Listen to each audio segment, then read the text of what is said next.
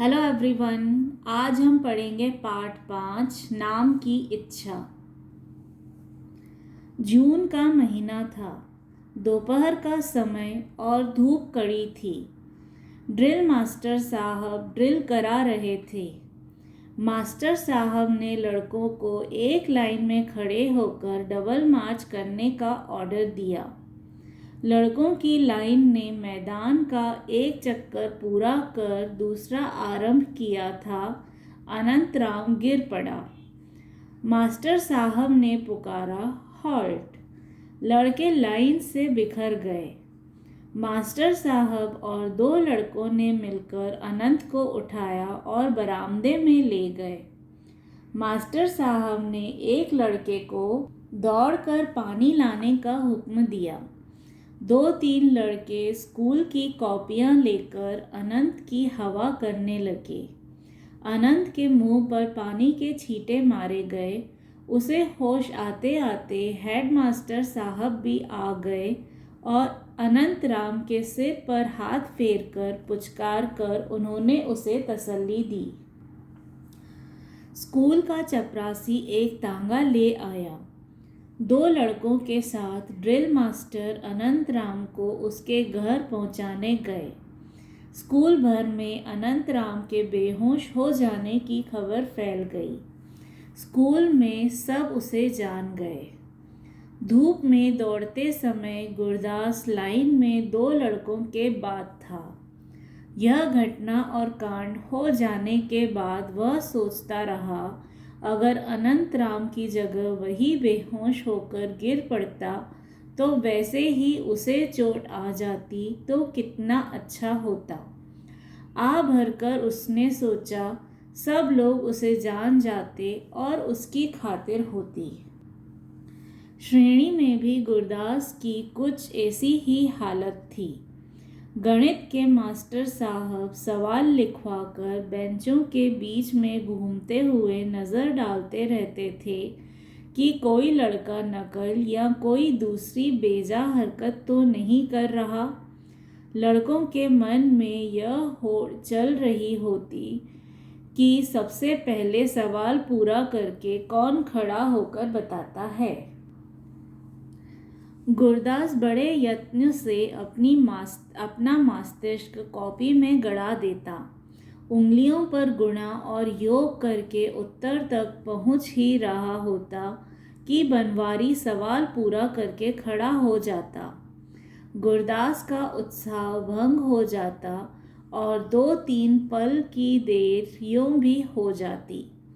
कभी कभी सबसे पहले सवाल कर सकने की उलझन के कारण कहीं भूल भी हो जाती। मास्टर साहब शाबाशी देते तो बनवारी और खन्ना को और डांटते तो खलिक और महेश का ही नाम लेकर। बनवारी और खन्ना न केवल कभी सवाल पूरा करने की चिंता करते बल्कि उसके लिए लज्जित भी न होते।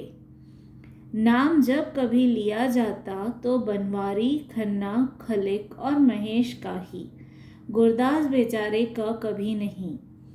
ऐसी ही हालत व्याकरण और अंग्रेजी की क्लास में भी होती।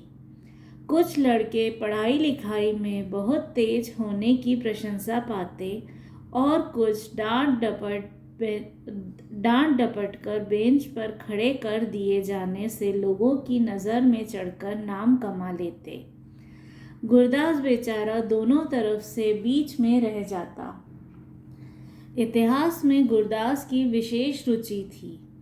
शेरशाह सूरी और खिलजी की चढ़ाइयों और अकबर के शासन के वर्णन उसके मस्तिष्क में सचित्र होकर चक्कर काटते रहते। वैसे ही वीर शिवाजी के अनेक किले जीतने के वर्णन भी। वह अपनी कल्पना में अपने आप को शिवाजी की तरह ऊंची नोकदार पगड़ी पहने, छोटी दाढ़ी रखे और वैसा ही चोगा पहने, तलवार लिए सेना के आगे घोड़े पर सर पर दौड़ता चला जाता देखता।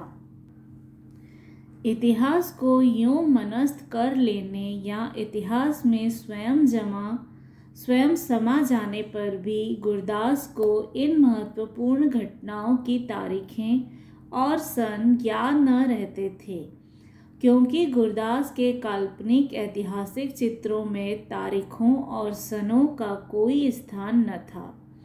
परिणाम यह होता कि इतिहास की क्लास में भी गुरदास को शाबाशी मिलने या उसका नाम पुकारा जाने का समय न आता। सबके सामने अपना नाम पुकारा जाना सुनने की गुरदास की महत्वाकांक्षा उसके छोटे से हृदय में इतिहास के अतीत के बोझ के नीचे दबकर सिसकती रह जाती।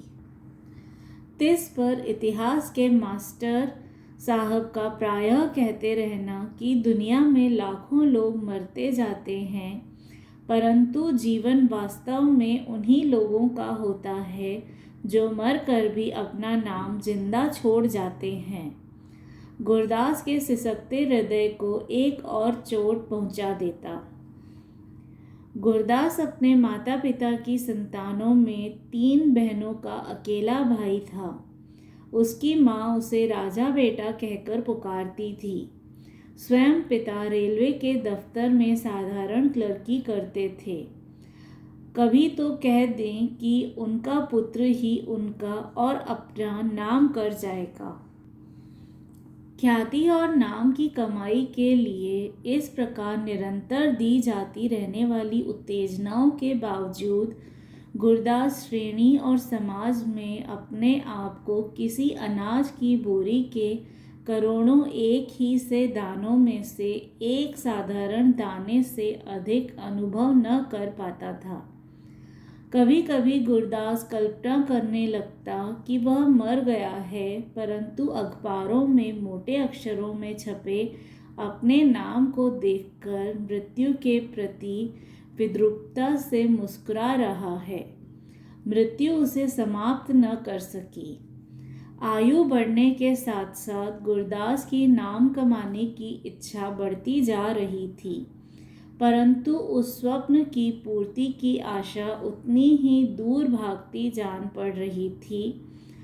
बहुत बड़ी बड़ी कल्पनाओं के बावजूद वह अपने पिता पर कृपा दृष्टि रखने वाले एक बड़े साहब की कृपा से दफ्तर में केवल क्लर्क ही बन पाया। जिन दिनों गुरदास अपने मन को समझाकर यह संतोष दे रहा था कि उसके मोहल्ले के 1000 से अधिक लोगों में से किसी का भी नाम कभी अखबारों में नहीं छपा, तभी उसके मोहल्ले के एक निसंतान लाला ने अपनी आयु भर का संचित गुप्त दान प्रकट करके अपने नाम को एक स्कूल स्थापित करने की घोषणा कर दी। लाला जी का अखबार में केवल नाम ही प्रशंसा सहित नहीं छपा, उनका चित्र भी छपा। गुरदास आह भरकर रह गया। उसने मन को समझाया कि इतना धन और यश तो केवल पूर्व जन्म के कर्मों के फल से ही पाया जा सकता है। इस जन्म में तो ऐसे अवसर और साधन की कोई आशा उस जैसों के लिए हो नहीं सकती थी। उस साल वसंत के आरंभ में शहर में प्लेग फूट निकला था।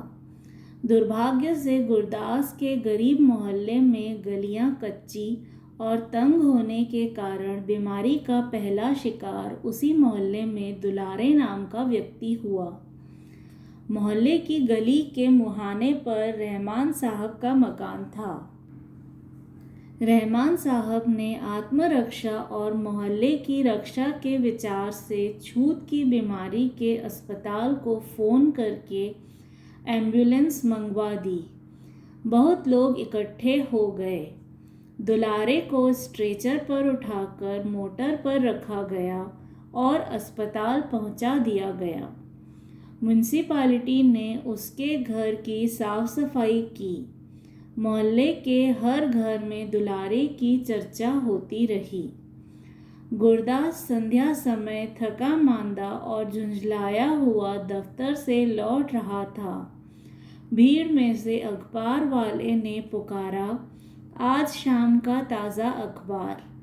नाहर मोहल्ले में प्लेग फूट निकला।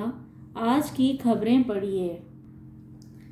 अखबार में अपने मोहल्ले का नाम छपने की बात से गुरदास सिहर उठा।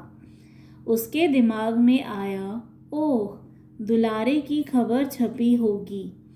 अखबार प्रायः वह नहीं खरीदता था, परंतु अपने मोहल्ले की खबर छपी होने के कारण उसने 4 पैसे खर्च कर अखबार ले लिया। सचमुच दुलारे की खबर पहले पृष्ठ पर ही थी। लिखा था, बीमारी की रोकथाम के लिए सावधान। और फिर दुलारे का नाम और उसकी खबर ही नहीं, स्ट्रेचर पर लेटे हुए घबराहट से मुंह खोले हुए दुलारे की तस्वीर भी थी। गुरदास ने पढ़ा कि बीमारी का इलाज देर से आरंभ होने के कारण दुलारे की अवस्था चिंताजनक है। पढ़कर दुख हुआ। फिर ख्याल आया कि इस आदमी का नाम अखबार में छप जाने की क्या आशा थी, पर छप ही गया। अपना अपना भाग्य है। दुलारे की अवस्था चिंताजनक होने की बात से दुख भी हुआ। फिर सोचा कि देखो, मरते मरते नाम कर ही गया। मरते तो सभी हैं, पर यह बीमारी की मौत फिर भी अच्छी। ख्याल आया, कहीं बीमारी मुझे भी न हो जाए। भय तो लगा, पर यह भी ख्याल आया कि नाम तो जिसका छपना था छप गया। अब उसका नाम थोड़े ही छप सकता है। खैर, दुलारे अगर बच न पाया तो अखबार में नाम छप जाने का फ़ायदा उसे क्या हुआ। मज़ा तो तब है कि बेचारा बच जाए और अपने तस्वीर वाले अखबार को अपनी कोठरी से लटका ले। गुरदास को होश आया तो उसने सुना, इधर से संभालो, ऊपर से उठाओ। कूल्हे में बहुत जोर से दर्द हो रहा था। वह स्वयं उठ न पा रहा था, लोग उसे उठा रहे थे। हाय हाय माँ, उसकी चीखें निकली जा रही थी। लोगों ने उठाकर उसे एक मोटर में डाल दिया। अस्पताल पहुंचकर उसे समझ में आया कि वह बाजार में एक मोटर के धक्के से गिर पड़ा था। मोटर के मालिक एक शरीफ वकील साहब थे। उस घटना के लिए बहुत दुख प्रकट कर रहे थे। एक बच्चे को बचाने के प्रयत्न में मोटर को दाईं तरफ जल्दी से मोड़ना पड़ा। उन्होंने बहुत जोर से हॉर्न भी बजाया और ब्रेक भी लगाया, पर यह आदमी चलते हुए अखबार पढ़ने में इतना मग्न था कि उसने सुना ही नहीं। गुरदास कूल्हे और घुटने के दर्द के मारे करा रहा था। कुछ सोचना समझना उसके बस की बात ही न थी। डॉक्टर ने गुरदास को नींद आने की दवाई दे दी। वह भयंकर दर्द से बचकर सो गया। रात में जब नींद टूटी तो दर्द फिर होने लगा और साथ ख्याल भी आया कि अब शायद अखबार में उसका नाम छप ही जाए। दर्द में भी एक उत्साह सा अनुभव हुआ और दर्द भी कम मालूम होने लगा। कल्पना में गुरदास को अखबार के पन्ने पर अपना नाम छपा दिखाई देने लगा। सुबह जब अस्पताल की नर्स गुरदास के हाथ मुंह धुलाकर उसका बिस्तर ठीक कर रही थी, तभी मोटर के मालिक वकील साहब उसका हालचाल पूछने आ गए। वकील साहब एक स्टूल खींचकर गुरदास के लोहे के पलंग के पास बैठ गए और समझाने लगे। देखो भाई, ड्राइवर बेचारे की कोई गलती नहीं थी। उसने तो इतनी ज़ोर से ब्रेक लगाया कि मोटर को ही नुकसान पहुंच गया। उस बेचारे को सज़ा हो भी जाएगी तो क्या तुम्हारा भला हो जाएगा? तुम्हारी चोट के लिए बहुत अफसोस है। हम तुम्हारे लिए 200-400 रुपयों का प्रबंध भी कर देंगे। कचहरी में तो मामला पेश होगा ही, सो जैसे हम कहें तुम बयान दे देना, समझे। गुरदास वकील साहब की बात सुन रहा था, पर उसका ध्यान वकील साहब के हाथ में गोलमोल लिपटे अखबार की ओर ही था। रह न सका तो पूछ बैठा, वकील साहब, क्या अखबार में हमारा नाम छपा है? हमारा नाम गुरदास है, मकान नाहर मोहल्ले में है। वकील साहब की सहानुभूति में झुकी आंखें सहसा पूरी खुल गई। अखबार में नाम? उन्होंने पूछा। चाहते हो छपवा दें? हाँ साहब, अखबार में तो ज़रूर छपना चाहिए, आग्रह और विनय से गुरदास बोला। अच्छा, एक कागज़ पर नाम पता लिख दो। वकील साहब ने कलम और कागज़ गुरदास की ओर बढ़ाते हुए कहा। अभी नहीं छपा तो कचहरी में मामला पेश होने के दिन छप जाएगा।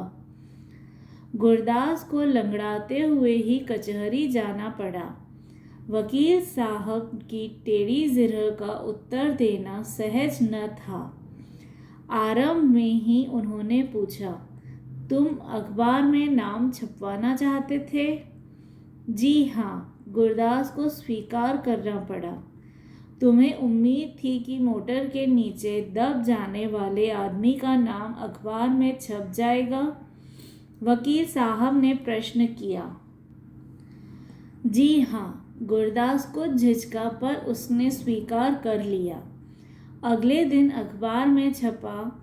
मोटर दुर्घटना में आहत गुरदास को अदालत ने हर्जाना दिलाने से इनकार कर दिया। आहत के बयान से साबित हुआ कि अखबार में नाम छपवाने के लिए ही वह जानबूझकर मोटर के सामने आ गया था।